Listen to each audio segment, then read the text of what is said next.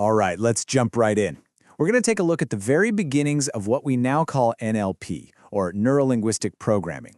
And we're doing it through this pretty wild book from 1979 called Frogs into Princes. Now, this thing is basically just transcripts from the first ever NLP workshops. And believe me, it makes some pretty big claims right from the start. So get this. Right there in the intro, they make this incredible promise. They can cure phobias in under an hour. And they don't mean manage them or cope with them. They mean cure them. Gone. The whole book is filled with stuff like this, changing habits, fixing learning disabilities, you name it. And that, right there, sets up a fantastic mystery. I mean, you gotta ask, right? A problem you've had your whole life? Just gone. In the time it takes to watch an episode of your favorite show? How in the world is that even possible? Well, to get to the answer, we have to start with a little story that really nails the whole philosophy behind this. So the story goes, there's this huge, insanely complicated steamship system, pipes going everywhere, and it's completely broken down. The owners are panicking. They bring in this old, seasoned boilermaker to see if he can fix it. So the guy shows up, but he doesn't have this massive toolbox. He just walks around for a bit. He listens to the noises, the hissing and clanking. He puts his hand on a few of the pipes, and then he pulls out this one small hammer. He gives one specific valve a single little tap, and boom, the entire system just roars back to life. Works perfectly. The owners are ecstatic right up until they see the bill. And the bill they got really tells the whole story. The physical work, the tap itself, 50 cents. But the real money, the $999.50, that was for knowing exactly where to tap. And that is the absolute core idea that drove the guys who created NLP, Richard Bandler and John Grinder. They didn't care about why the boiler was broken. They cared about what the expert did to fix it. So they developed this process they called modeling. You can think of them as detectives of human excellence. They would find these incredible therapists, people who just seemed to work miracles, and they would ignore all the theories about why people had problems in the first place. Instead, they just focused on one question.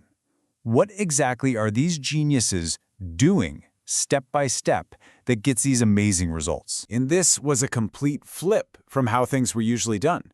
Traditional therapy, at the time, was often obsessed with the why, the content of your childhood, the big theories behind your issues. NLP just tossed that aside. It focused entirely on the how, the actual structure of your experience in this very moment. The goal wasn't to figure out what's true in some grand cosmic sense. It was to figure out what's useful. And they were incredibly upfront about this. They literally say in the book, everything we're going to tell you here is a lie. They weren't saying they'd cracked the code of the universe. They were just building models. Think of them as useful fictions that if you act as if they are true, you can get some incredibly powerful results. So with that interesting perspective, what were the first clues these guys found? Okay, so the first big breakthrough was this idea that none of us experience the world directly. We're all building a little model of it inside our heads. And we tend to do that using three primary channels, or you could think of them as the three main languages of the mind. So we make mental pictures. That's visual.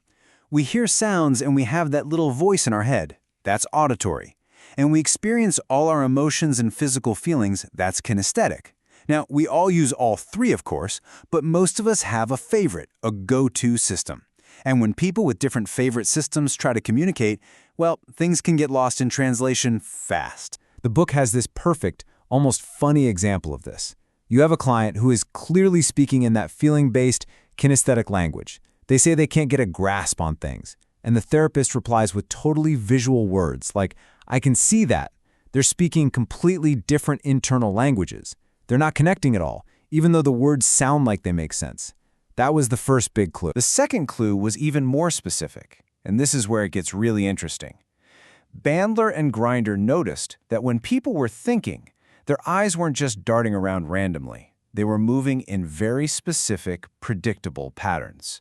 And those patterns matched up with how they were thinking, if they were seeing a picture, hearing a sound, or feeling a feeling. Let's try this right now.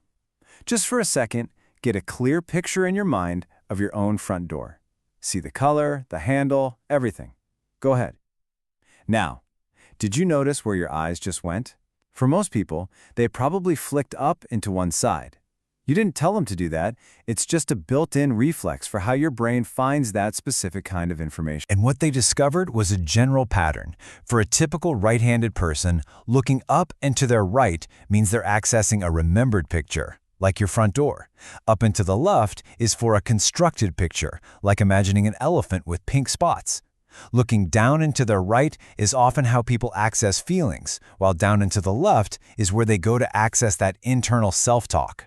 All of a sudden, they had a map that could show them a person's inner strategy in real time. So, okay, we've got these clues, the different languages of the mind, and the secret map from people's eye movements. How does that solve the mystery of the 1-hour phobia cure? Well, it gives us a blueprint. It gives us a way to go in and actually hack the structure of our own brain's programming. And the main tool they use to do this is a process called anchoring. Anchoring is just a cool name for something you already experience all the time. It's stimulus response. Pavlov rang a bell and his dogs started drooling. The sound of the bell became an anchor for the feeling of hunger. NLP just realized you can do this on purpose for any internal feeling: confidence, creativity, calmness, and also fear. You can deliberately connect a powerful feeling to a specific trigger, like a touch on your hand, so that whenever you use that trigger, you get the feeling back instantly. So here's how they solve the mystery. This is how the magic trick works. First, you get the person to feel that phobic feeling, and you anchor it, say by touching their left shoulder. Then, you have them access a super powerful positive feeling, like absolute confidence or calm, and you anchor that to a different spot, maybe their right shoulder. Now here's the key. You have them watch the phobic memory again, but safely, like they're watching it on a movie screen. And while they're watching it, you fire off the good anchor. You're basically sending new, powerful resources back in time to that old memory, rewriting the emotional code. When you finally fire both anchors at once, the old fear response just dissolves. And really, this all leads to the biggest, most empowering idea in the entire book. It's that your personal history, it isn't some solid thing carved in stone that you're stuck with. It's a resource. It's a story that you've stored inside your own mind. And if you don't like how a certain chapter of that story makes you feel today, you actually have the power to go back and write a new ending, to give yourself more choices in the here and now. The book closes out with these two incredible, provocative metaphors for how you can choose to live your life. The first one comes from the author Carlos Castaneda, and he says, if you want to live fully, all you need to do is glance over your left shoulder, because right there you will see a fleeting shadow, and that shadow is your own death, just waiting to tap you on the shoulder at any moment.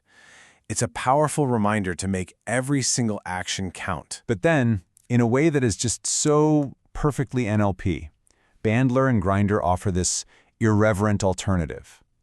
They say, look, if having death as your advisor is a little too heavy for you, try this instead. Glance over your right shoulder, and over there you'll see two madmen sitting on stools. And their only job is to insult you every time you get boring, or stuck, or predictable. It's such a perfect summary of the whole message. Life is a game, it's a process, and you have so much more choice in how you play it than you probably think. So I guess that leaves one final question for you. As you go about your life, as you face your challenges and go for your goals, what's going to be over your shoulder?